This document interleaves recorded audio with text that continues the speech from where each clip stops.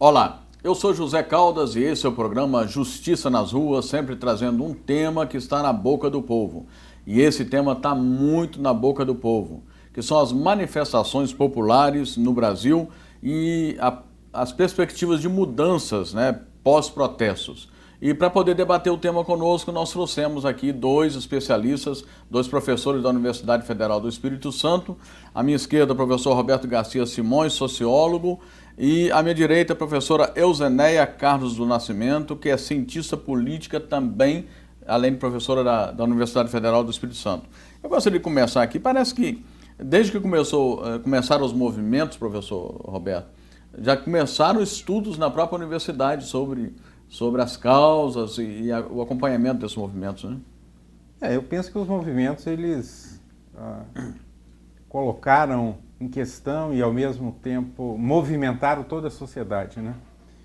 E o primeiro ponto que eu acho que é muito importante para a gente debater é que eles são movimentos inesperados, ainda que não tenham faltado motivos, quando a gente olha a posteriori, para esses movimentos. Quer dizer, predominavam antes governos muito bem avaliados, se falava numa sensação de bem-estar que era dada por uma combinação entre inflação com relativo controle, crescimento da economia, emprego e renda, ainda que, e aí entre os motivos que relativizam um pouco esse caráter inesperado, nós ao mesmo tempo tínhamos instituições representativas pessimamente avaliadas. Qualquer pergunta anterior colocava Congresso, partidos, políticos lá embaixo, a impunidade muito presente, a corrupção também, mas achava-se que essa sensação de bem-estar era superior, num certo sentido, a esse mal-estar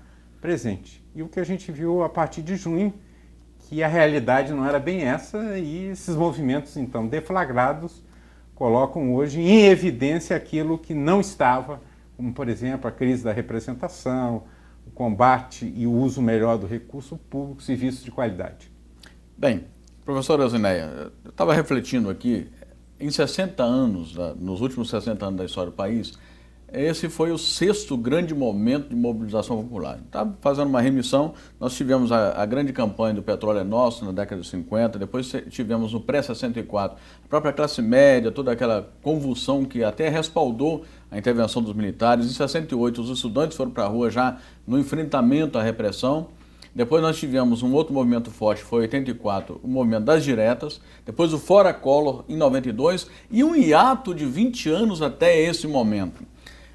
Nesses movimentos anteriores, havia toda uma mobilização popular, porém também sindicatos envolvidos, igrejas envolvidas, partidos envolvidos. E esse movimento especificamente parece um movimento sem cabeça, acéfalo e sem bandeiras. Como é que a senhora faz essa interpretação?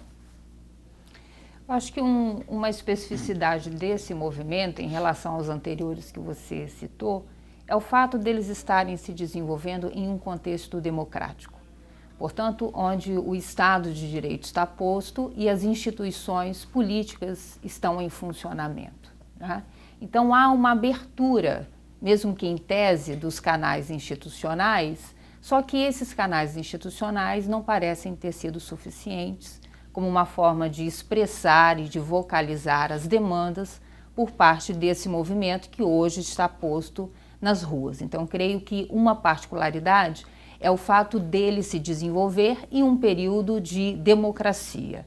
E isso coloca questões porque traz particularidades. Uma delas diz respeito à articulação com outros atores políticos. Como você bem lembrou, no passado, a articulação dos movimentos sociais com partidos políticos de esquerda, uma ala progressista da Igreja Católica, ONGs e vários outros movimentos sociais era algo comum e fazia parte da existência destes movimentos sociais.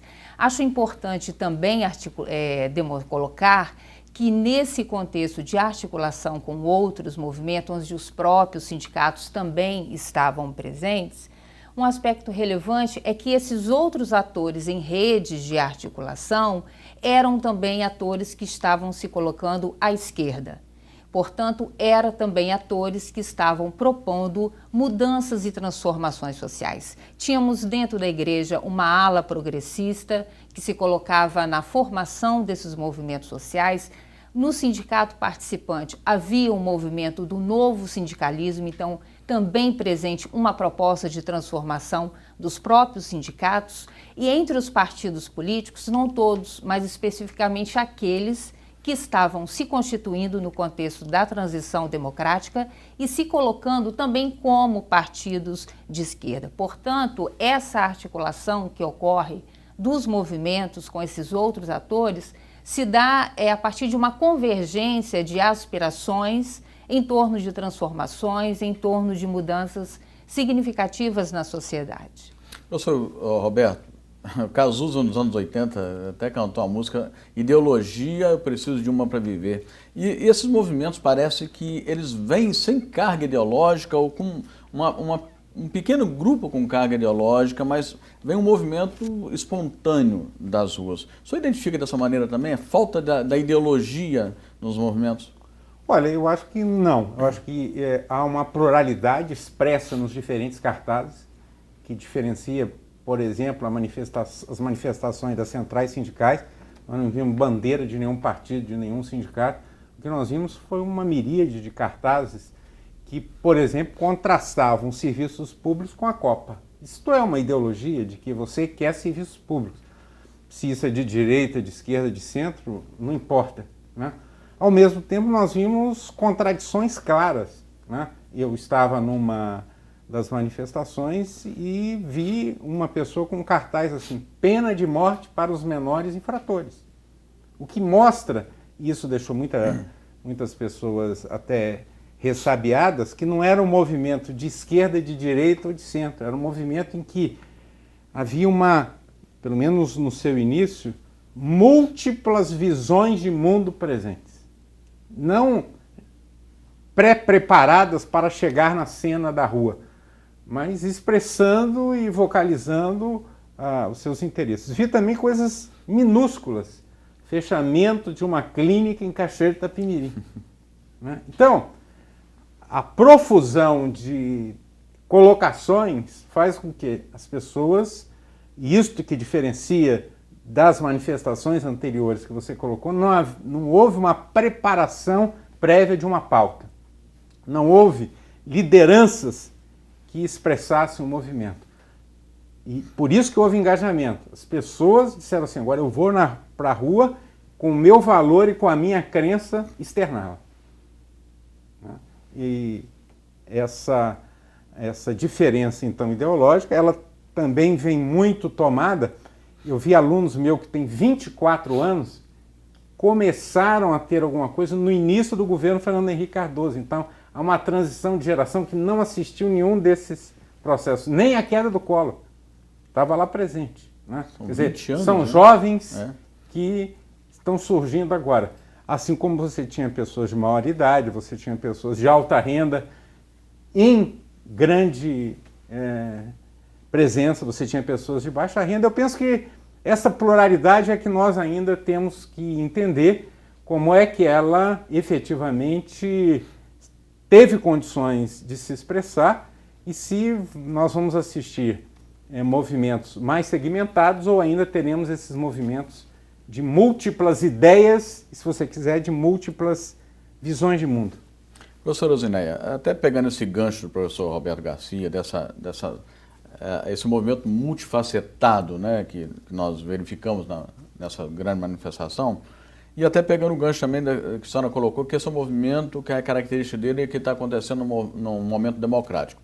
Bem, numa democracia representativa, nós nos sentimos ou não representados pelos nossos políticos, pelos partidos, pelos sindicatos e também nos movimentos sociais. A senhora não acha, por exemplo, que esse represamento de que o professor Gabriel coloca aqui, e manifestado, né, se a gente for interpretar essa múltipla manifestação como resultado de um represamento, foi também, de certo modo, pela desarticulação dos movimentos sociais nos últimos anos, tanto em nível nacional como em nível estadual, no nosso caso aqui? A senhora acha que os movimentos sociais deixaram de ser ouvidos e que nesse momento aí falta a representatividade e o povo então vai. Então é isso que eu quero. Eu acredito que há uma diferenciação da forma como se colocam esses movimentos e isso se dá em virtude das características colocadas pelo professor, mas também em virtude de um questionamento das próprias instituições, né? O fato de dizer ou de entender que esses movimentos se colocam em um contexto democrático não significa necessariamente que essas instituições estejam funcionando. Apenas colocam que é um contexto que traz particularidades e que, portanto, precisa ser pensado nesse sentido. O que quero dizer é que o fato de movimentos sociais emergirem em contextos democráticos significa que eles não estão lutando ou trazendo como bandeira principal uma transformação abrupta do sistema político, como acontece no Egito, na Turquia ou em outros países do Oriente Médio, e sim eles buscam um questionamento e um melhor funcionamento das instituições do sistema representativo, das instituições democráticas, que têm se colocado como funcionando aquém do clamor das ruas e das necessidades de ampliação da qualidade de vida. Acredito também, como o professor, que essa característica de maior fluidez, de não liderança e de volatilidade do movimento, ele se deva a um aspecto muito particular e que não estava presente nas mobilizações do passado, que é a presença da internet, a presença das redes sociais virtuais como um processo claro que leva a uma forma específica de organização, de mobilização e de construção mesmo da pauta e das bandeiras do movimento. Isso, digamos, talvez seja a maior inovação que esses movimentos estão produzindo em termos de repertório de ação. Isso porque os movimentos tanto podem fazer uso de repertórios do passado, como podem também inovar.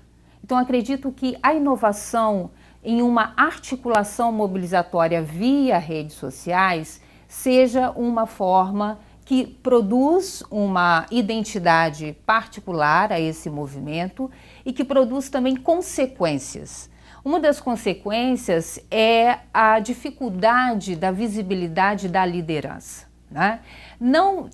A liderança não ter visibilidade nesses movimentos não significa necessariamente que ela não exista ou que líderes estejam presentes, mas a própria fluidez do sistema de informação via internet e a horizontalidade que ele sugere dificulta a identificação dos líderes ou de movimentos presentes nesses grandes protestos. Mas, de fato, uma coisa é claro, que é a não presença de bandeiras de sindicatos, a não presença de partidos políticos e a não presença de movimentos consolidados, como, por exemplo, o MST. Interessante, né? Essa leitura a gente tem que ficar atento a ela. Professor Roberto, nesse finalzinho de bloco, o que há em comum entre a Primavera Árabe e o outono e inverno brasileiro? Olha, eu acho que a professora Zineia tem destacado bem.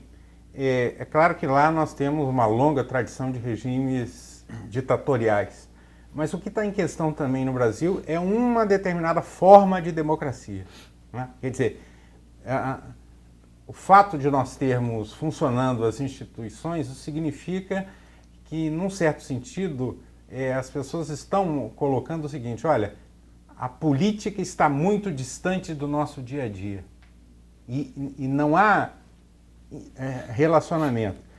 Então, o que eu penso é que as pessoas estão afirmando que elas querem colocar diretamente. A professora Zineia falou na horizontalidade. Isso quebra a intermediação, a mediação política. As pessoas podem ir para a rua, podem convocar, podem interferir diretamente no processo. Isso é uma novidade, né? Assim, podem participar e até eventualmente demandar ações mais diretas, assim como também participar do processo. Nós vamos aproveitar esse gancho que o senhor está dando para a gente fazer o intervalo, para a gente voltar no segundo bloco, falando exatamente das consequências dessa mobilização popular gigantesca que nós tivemos, essa participação tão extraordinária, esse movimento de cidadania no Brasil. Nós voltamos daqui a pouquinho, não sai daí.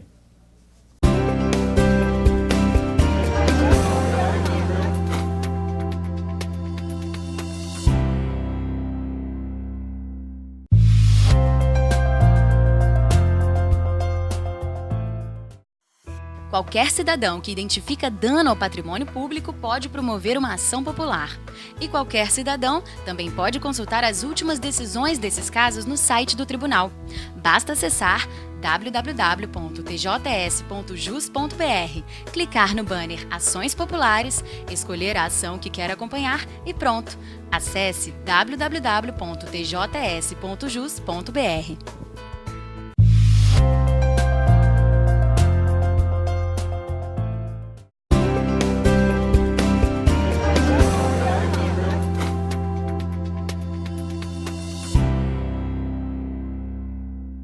Estamos de volta com Justiça nas Ruas, pela TV Justiça, debatendo hoje as manifestações populares e as mudanças pós-protestos.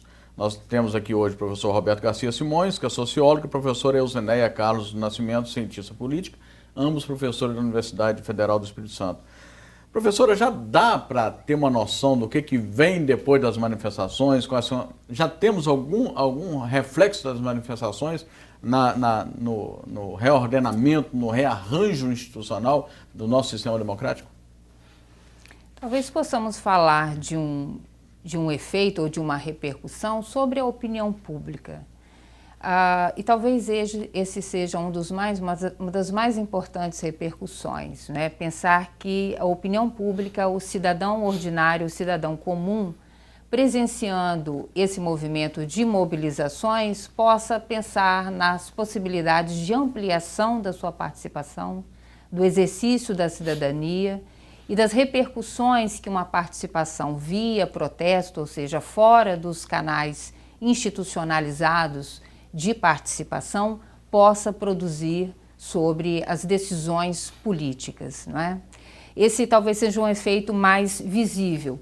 Os efeitos em termos de políticas sociais ou de mudanças no comportamento dos políticos ou da classe dirigente que esse protesto possa produzir, isso ainda é um movimento muito incipiente para colocar possibilidades no sentido de favorecer os analistas a fazerem previsões mais concretas a respeito do que pode vir aí ou do que pode ser produzido a partir dessas contestações.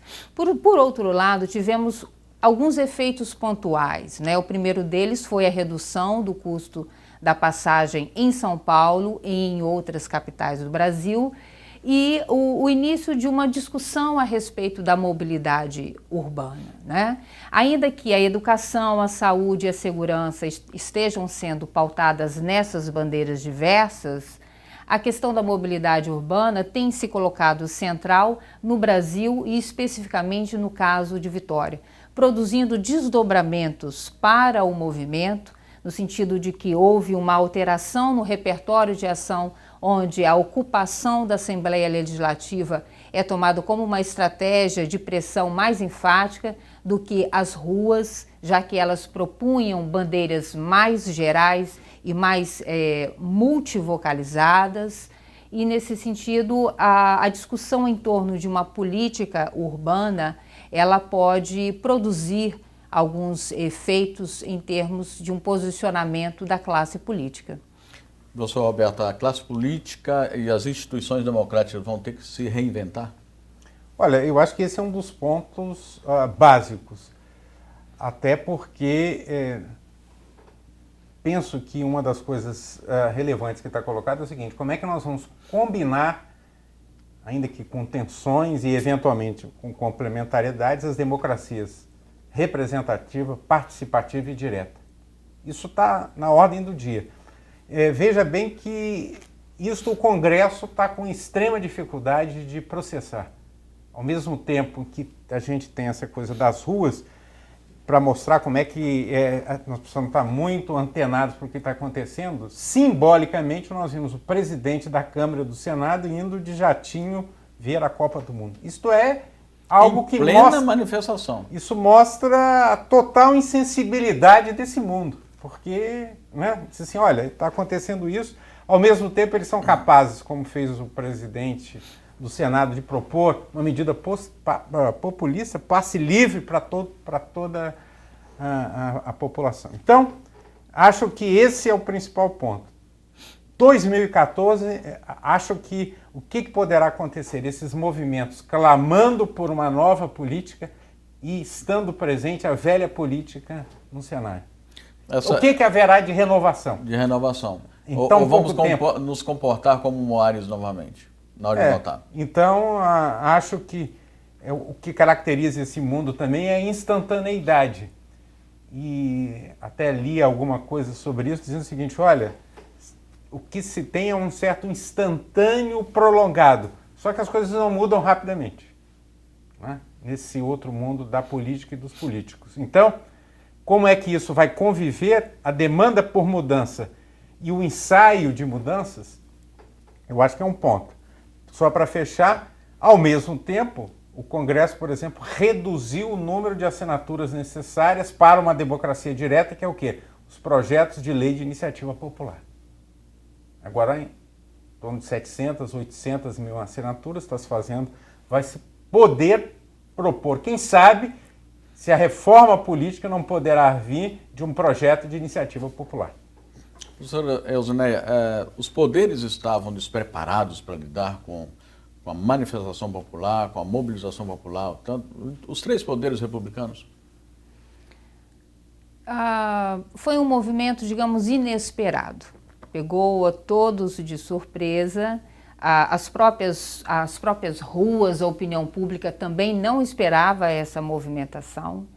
Os próprios movimentos sociais organizados não esperavam essa movimentação, porque estamos vindo de uma trajetória de 20 anos, ou seja, pós-Constituição e pós-transição à democracia, iniciou-se todo um processo de mudança dentro dos movimentos sociais, onde eles passaram muito mais a uma atuação articulada aos órgãos públicos, a partidos políticos e a um processo de governança em conjunto com os poderes constituídos, onde movimentos sociais ocuparam espaços importantes dentro dos órgãos públicos, ativistas ocuparam secretarias importantes em diferentes níveis de poder e uma série de políticas sociais começaram a ser implementadas e geridas por membros de movimentos sociais. Então, essa própria transformação que os movimentos sociais institucionalizados sofreram ao longo desses 20 anos, também coloca a surpresa para eles próprios, ou seja, a ida às ruas, o uso de um repertório tradicional, que são as passeatas, os atos e as ocupações, também colocou os próprios atores em surpresa. Os poderes constituídos também ficaram surpresos e, como vimos, mal responderam às demandas, aos clamores das ruas, né? Em algum efeito, com questões que logo depois foram revistas, como, por exemplo, a proposta da presidenta de se refazer a Constituição. Pareceu uma coisa meio desesperada dela, né? Que não quer propor isso. Né? A lição que podemos tirar disso é que houve uma resposta imediata, né? O Executivo e depois o Legislativo inicialmente buscaram das respostas. Os governos de São Paulo, da Prefeitura e do Estado também buscaram dar respostas. Mas estas respostas, elas ainda estão sendo construídas pelos poderes Executivo, Legislativo e Judiciário. Elas ainda não correspondem à integridade dos clamores e das bandeiras que estão postas nas ruas, e elas ainda se dão de uma maneira confusa, né? Por exemplo, quando parece que a grande resposta vai girar em torno da reforma política. E aí o governo propõe uma reforma política, que é uma reforma política limitada à discussão sobre a regra eleitoral e não uma reforma política ampla que rediscute relações sociedade-Estado, rediscute a efetiva participação dos cidadãos na vida pública e coloca essa reforma política eleitoral como uma alternativa, ou melhor, como uma resposta efetivamente para atender os clamores das ruas. Mas não vejo que os clamores das ruas seja exatamente com a reforma política. Eu acho que não há uma relação direta com a reforma política dos termos propostos pelo governo, e a grande bandeira que gira em torno de políticas urbanas e sociais, ainda que fluidas, ainda que múltiplas, gira em torno da questão da política de mobilidade, de políticas sociais. Isso não está sendo pautado pelas autoridades e muito menos há uma resposta para esse clamor. Professor, o senhor comentava, antes da gente começar o nosso debate, sobre uma entrevista que o senhor leu do marqueteiro da Presidente, onde eles detectavam alguns sinais de que tudo isso poderia acontecer. Será que a essas alturas eles estão detectando alguns sinais também nas pesquisas do que vai acontecer depois dessas manifestações? E mais ainda, será que o país terá finalmente a compreensão, os dirigentes públicos desse país terão a compreensão dos reais anseios da população? Porque o que nós vimos, por exemplo, questionamentos relacionados a transporte público, a saúde e a educação. E uma grande massa que às vezes nem usa essa educação pública, não usa o transporte público e não usa o sistema de saúde pública. É o despertar da consciência crítica da população, e será que os dirigentes estão atentos para isso? Olha, eu penso que é um processo que vai depender muito da continuidade ou não dessas manifestações. Talvez um formato que a gente tenha, hoje eu lia, como será o 7 de setembro? Já se começa a ter várias dúvidas. Pela primeira vez teremos um 7 de setembro pós-manifestações. O que vai acontecer? Alguns dizem que nós teremos algumas manifestações de maior amplitude com um pipocar de pequenas manifestações de bairro, de conjunto de bairros, enfim. Pode ser que se ensaie um outro processo. Depois vem Copa do Mundo, junto com eleição. Depois vem Olimpíadas, enfim. Há um calendário recheado de possibilidades. A dificuldade muito grande, penso que, quando a gente está falando governos e movimentos, quase que é uma mesma coisa, porque tem muitos movimentos no governo e tem muitos governos que se julgam movimentos.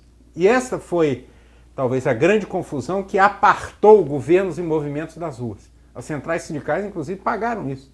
O fato delas terem optado por uma política institucionalizada com pleno distanciamento das ruas isolou-as. Quando elas vêm conclamar as pessoas para ir à rua, num modelo tradicional, as pessoas pífio, né? Não foram. Né? Então, acho que o desenho agora é o seguinte: todo e qualquer projeto, seja com a melhor das intenções, terá que ser debatido. Né? Esse eu acho que é um ponto crucial. Quer dizer, as pessoas estão propondo coisas, fazendo coisas. O importante é o seguinte: temos aí pedágio da terceira ponte? Não é isso que está acontecendo? É um grande debate. Uma auditoria, dados, que afeta a vida de todo mundo, né? Isso, veja bem que a primeira ação tem 15 anos. Então, um longo processo que só agora começa a se ter informações para debater. Eu, pessoalmente, acho que eliminar o pedágio da ponte, nós estamos favorecendo o que não queremos, que é o carro.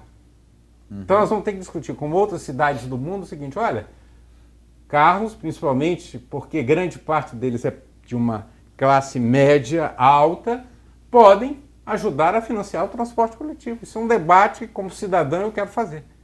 Né? Assim como, certamente, outras pessoas querem debater outras coisas. O que nós não podemos é, para concluir, sejam de que partido forem, sejam de que movimentos forem, que pelo fato de terem ido para o poder, eles substituem o diálogo, a pressão e tentam, a partir daí, controlar a sociedade. Esse foi o grande equívoco, principalmente cometido pelo PT, que de um partido de núcleos se transformou num partido que virou só institucional, distanciado das suas bases. Professora Zuneia, 30 segundos para fechar. O que a senhora espera de tudo isso agora?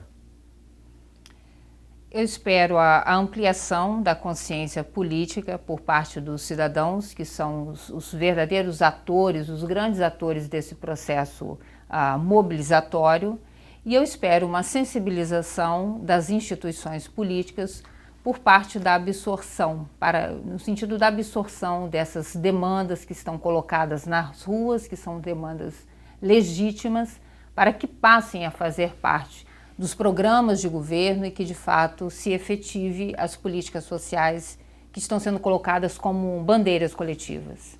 Professor, o que é que o senhor espera de tudo isso? Olha, eu espero que a gente tenha condições de contribuir para uma avaliação disso. Nem tudo que vem dos movimentos é por si só bom ou ruim. Acho que a gente tem que parar com esse maniqueísmo de que o movimento por si só é portador de um futuro. Ele também tem seus problemas. E eu acho que debater, compreender e influenciar a mudança de uma nova forma de relacionamento das instituições com a sociedade é o que a gente pode esperar, no mínimo.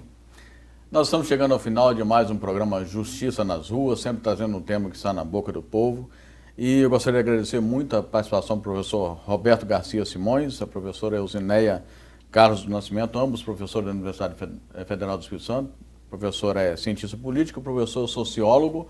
E a gente promete voltar muito em breve com mais um tema para poder a gente aprofundar o debate das questões que interessam a todos nós. TV Justiça do Espírito Santo, cidadania e transparência para você.